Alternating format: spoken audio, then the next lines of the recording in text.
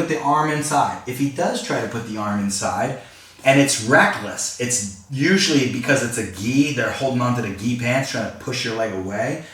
If it's reckless, if it's pushing my leg up, we can bring our knee to our chest. This is important that we take the knee to the chest, and that brings his elbow in and allows me to hit a jujigatami where his arm is stuck and I keep the defensive arm stuck. So he's in a very bad way. Again, we have to be cautious that we're not backstepping and his T-Rex arm is low. This is very difficult for me to recover from because my legs are so open and I'm so low that sometimes pulling the arm up is going to be too late. When we do the arm lock, the juji from this position, I would much rather it come from when we're high and my knee is in good position to lean on Kyle and bring my knee to my shoulder, which gets the elbow, and then I can yank that through without any possibility of any type of ashigarami attacks. And now we're in good position there. Okay, nice juji from the mount there, and his arm is in a very bad way in my armpit. So carryover counters. Number 1 carryover counter, we re-roll and we get to the gold standard. Number 2 carryover counter, we are much more conservative in nature and we just go cross-side into that side in that arm trap.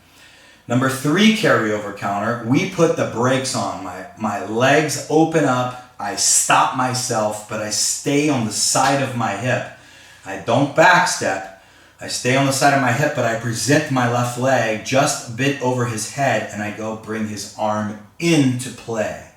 One more time, let's take a look at how we put the brakes on with the legs and then wrap that up. So watch where the right leg goes. He hits his carryover and I'm thinking I'm going to stay sitting on top of him. As we go over, we rotate into a position where the right arm is posted, right leg is posted, left leg is posted. And then I back heel and present my leg in a fashion that he may take an inside position. If he does, we bring our knee to the chest and we get the shoulder. If he does not, well then, we can sit on him and we're in a very nice position. If I want to re-wrap the arm, great. If I want to re-roll through here, I roll through the gold standard. Or if I want to sit off to the side in monoplata, we've already looked at this scenario and we've created a very nice trilemma, at least, attacking scenario that's going to be very, very, very problematic for Kyle to overcome.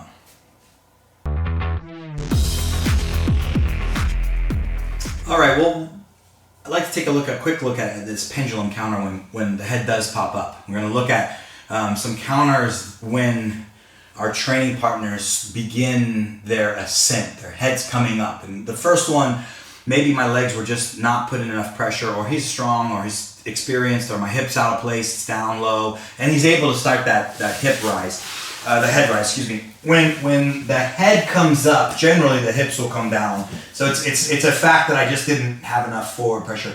If we're great at keeping forward pressure, he's going to need an arm post or he's going to need a leg post to get up. But we'll say for now that it is done in such a way that it was a mistake on my end.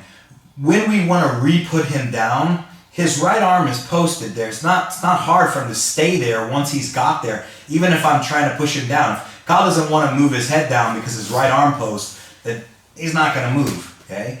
We need to take him to where the post is not. So if I push down and then I move my body, I'll take him into a different direction. And we've moved quite a bit there. So, because if I try to take him down to where his hand, he posts his hand and starts lifting his head up, right? Now, if I take him to where his hand is, no way. But if I take him to where his hand is and then bounce my legs out and take him down to the opposite area, his hand was busy. We've made his hand busy, and on his rebound up, I changed direction and I took him to where there was no base. And that'll let me, break him down, and also will give me a lot of momentum to get seated up and then start my process of finishing. So first one is just swiveling out to a different angle. As he begins that posture up, we put down to place the hand on the mat, then I pendulum my leg out and we take him to a different angle. Pretty simple breakdown off of just basically a hand post. All right, we've been looking at counters to counter. So we will definitely run into training partners posting or standing up.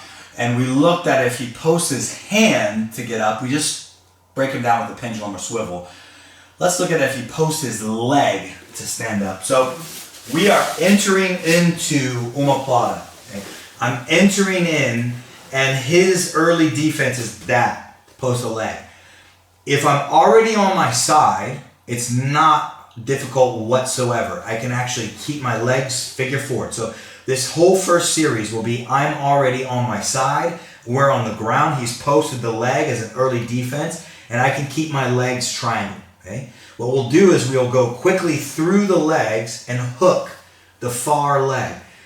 This is crucial here because this hook prevents him from a couple of things. It prevents him from standing up. If Kyle goes to stand up right now, he can't because there's too much weight on his shoulder. It's connected to this far leg, and when I extend my triangle, too much weight on the arm. So he can't stand up in this scenario.